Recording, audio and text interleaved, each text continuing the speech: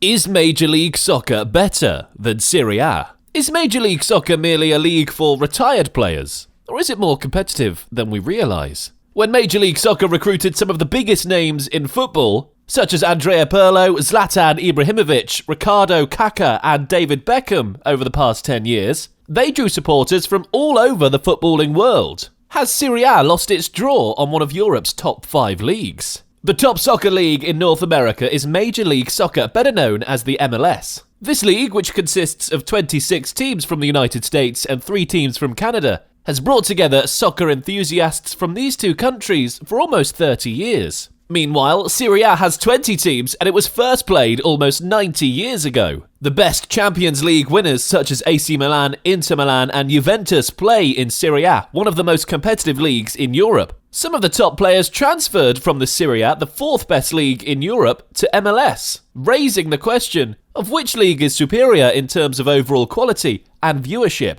In this video, you'll find out why many think this debate is an open and shut case. According to the league's official statement, Major League Soccer is the top level of soccer play in the US and Canada. As a result, the league's standard of play ought to be on par with that of other top leagues around the globe, especially those in Europe. But this is not the case. Most often, the MLS is compared to the second division of European leagues. For instance, comparing the play in MLS to that in the English Football League Championship is considerably more relevant than doing the same with the Premier League. The fact that MLS teams operate as franchises and account for the majority of the league investments is one of the largest distinctions between the MLS and European leagues. In this manner, the clubs collaborate to develop the league and divide the earnings. In contrast, teams in Europe operate independently, which makes them more driven to get stronger and acquire more expensive players in order to win more championships and move up the ladder of elite football recognition. European clubs pay their players substantially more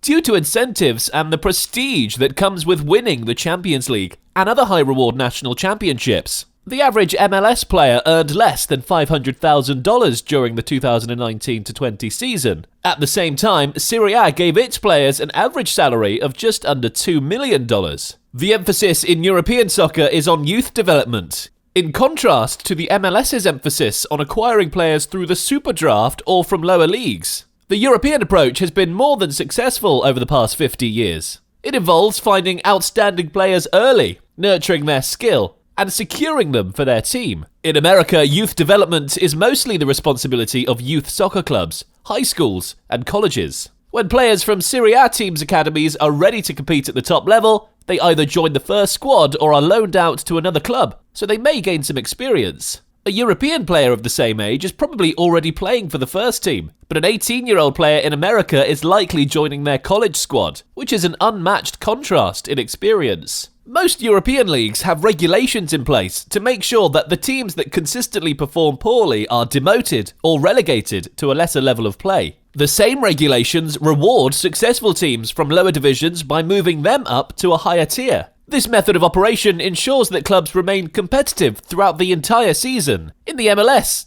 teams do not face the same issue with relegation. In the American Soccer League, the worse that the team performs, the higher their pick in the player draft is for the following season. In contrast to the European idea, this motivates teams that are behind to keep losing so they can receive first-round draft pick priority without having to worry about losing their league position. In Europe, on the other hand, teams compete even harder against one another as they make every effort to avoid being relegated. Since the heyday of Maradona, Marco van Basten and Lothar Matthäus, Serie A has declined. The Italian national team hasn't won the World Cup since 2006, and the Azzurri haven't qualified for the past 2 World Cups, making the Euro 2020 victory seem like a wonderful outlier. Despite the fact that the quality of the previous season was high, we did not see Juventus or Inter Milan repeat as league champions. The 2021-2022 season included numerous nail-biting games, as AC Milan won the league on the final match day by just 2 points.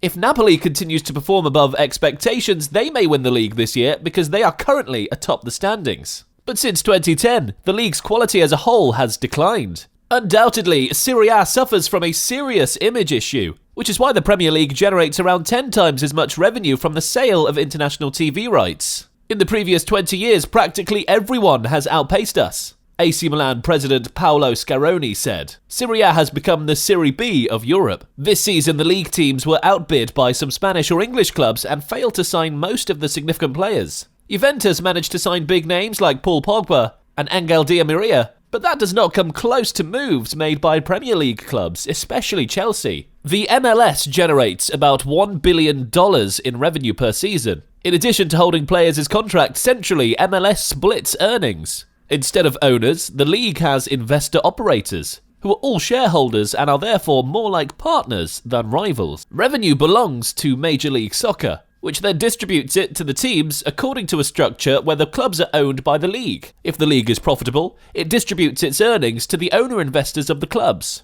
Teams in the MLS do enjoy some autonomy. Examples of revenue streams that belong to them instead of the league include revenue from the stadium, local television rights, and merchandise. However, the MLS must get 30% of the proceedings from ticket sales. Serie A clubs collectively produce more than $2 billion in revenue. Although television contracts are handled jointly and the earnings divided among clubs, Serie A clubs adopt an individualist stance. 50% of domestic broadcasting revenue as well as all international broadcasting revenue are split equally. The remainder is distributed based on a team's position in the league standings and the frequency of live television broadcasts of its matches. In addition, the privately owned clubs in the Premier League typically make money on their own. All 20 of them provide shirt sponsorship, and some even offer stadium name rights. Even though Serie A's popularity has declined over the past 10 years, they still manage to draw a larger audience than the MLS. It's due to the league's higher level of competition, its storied history, the presence of some of football's top stars,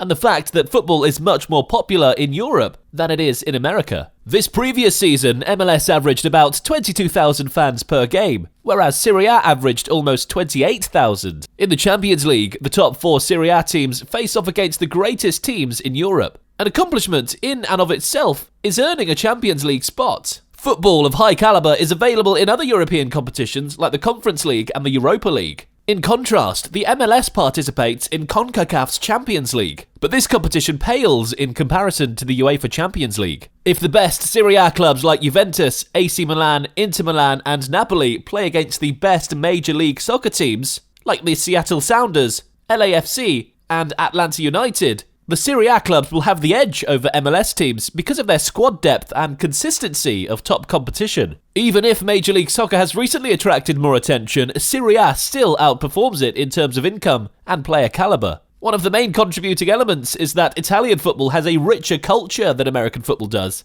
and it's understandable since Serie A started 90 years ago. However, MLS has continued to see expansive growth and draws in star players. Lately, Serie A has not been up to mark financially, and the pandemic made the situation worse for the Italian Football League. An interleague competition might be the best way to settle the score, but will we ever see the day where the Seattle Sounders face off against Juventus?